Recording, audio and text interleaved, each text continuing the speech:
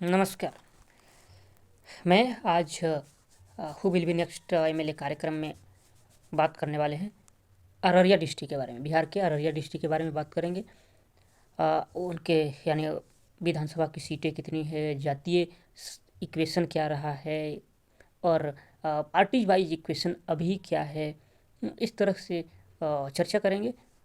और इसके बारे में एक और चीज़ बताएंगे कि यहाँ पर यादवों का डोमिनेंस, मुस्लिम का डोमिनेंस जो रहा है उस पर भी चर्चा करेंगे। और अब तक क्या पार्टी का कौन सा पार्टी का डोमिनेंस रहा है ये भी चर्चा करेंगे। थोड़ा हिस्ट्री भी जानेंगे। यानी अररिया डिस्ट्रिक्ट के जितने भी कंस्टिट्यूएंसी है, विधानसभा कंस्टिट्यूएंसी यानी विधानसभा क्षेत्र, उनके बारे में हम देखेंगे। पहला है यानी यहाँ पर कुल पाँच कुल पाँच सॉरी छः कुल छः यहाँ पर हैं सीटें, विधानसभा की सीटें। तो कुल छः हैं। पहला है नरपतगंज, दूसरा रानीगंज, तीसरा फॉरबिसगंज, चौथा अररिया, पाँचवा जोकीहाट और छठा सिकटी या सिकटी बोलते हैं या सिकटी बोलता है, तो सिकटी यानी छः। हम पहले आते हैं नरपतगंज के बारे में थोड़ा सा बताते हैं। नरपतगंज में यादवों का डोमिनेंस रहा है। नरपतगंज विधानसभा क्षेत्र है जो अररिया डिस्ट्रिक्ट में आता है।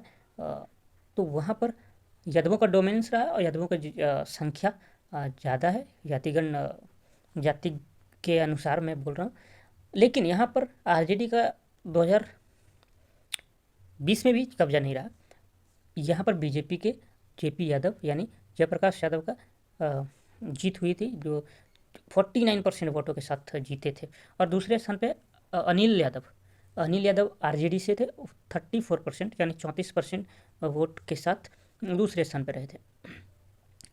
और मैं नेक्स्ट आपके बात करने वाला हूँ रानीगंज में 2005 से लेकर के 10 तक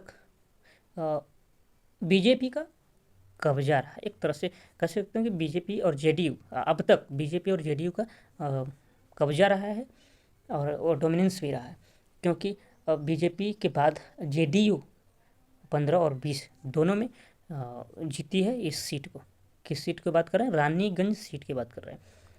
और रानीगंज के यानी यहाँ पर जो है अचमित यानी ए ऋषिदेव यानी अचमित ऋषिदेव जो है वो उन्होंने ये सीट को पिछले बार भी और 2020 में भी, यानी 2015 में भी और 2020 में भी जेडीयू से जीते हैं। तो जेडीयू का ये पकड़ इस सीट पे रहा है। और आजकल जो जेडीयू का गठबंधन है बीजेपी से, तो ये सीट सुरक्षित मानी जा रही है। और आरजेडी को 42% मिला था। यहाँ पर अविनाश मंगलम लड़े थे और ये बहुत ही फाइट जो है नेक टू नेक हुआ था, क्योंकि 42% और 44%, 2% का जीत का सिर्फ डिफरेंस था। तो आप समझ सकते हैं यहाँ पर ज़बरदस्त फाइट हुआ था।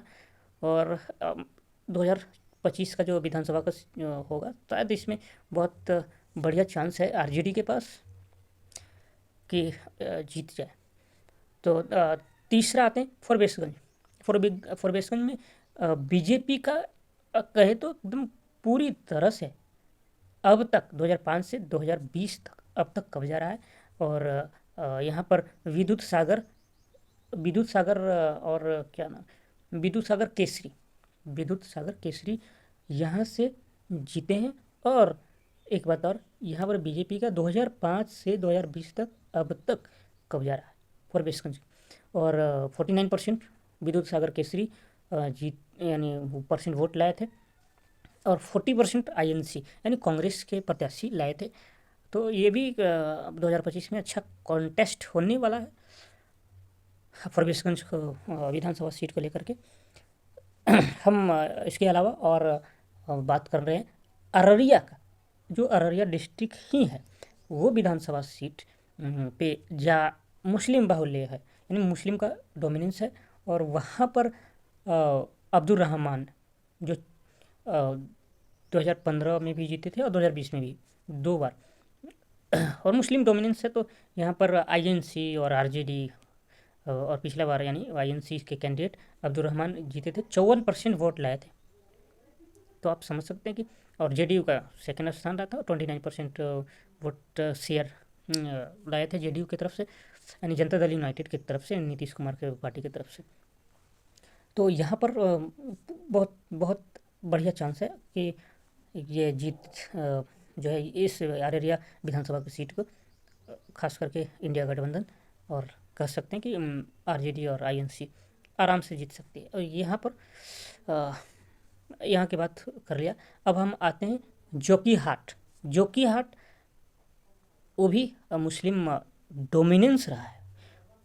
डोमिनेंस के मतलब यहाँ पर पूरी तरह से डोमिनेंस रहा है मुस्लिम का, यहाँ तक कि आज तक अररिया डिस्ट्रिक्ट के जो विधानसभा जितनी भी सीटें हैं, आज तक इस विधानसभा सीट यानी जोकीहाट विधानसभा सीट में मुस्लिम एमएलए ही बने हैं। आप अंदाज़ा लगा सकते हैं कि कितना डोमिनेंस है। और दूसरा 2020 में एआईएमआईएम अकेले, यानी आरजेडी से नहीं, अकेले, कोई गठबंधन नहीं, अकेले लड़ी थी और उसके बावजूद भी एआईएमआईएम जीत गया था। तो यहाँ पर सोच सकते हैं कि डोमिनेंस मुस्लिम का, और यानी एआईएमआईएम जो है वो जीत गई थी, 34% लाया था, आरजेडी 29% और बीजेपी शायद 28%, ऐसे ही था। यहाँ पर डोमिनेंस रहा है।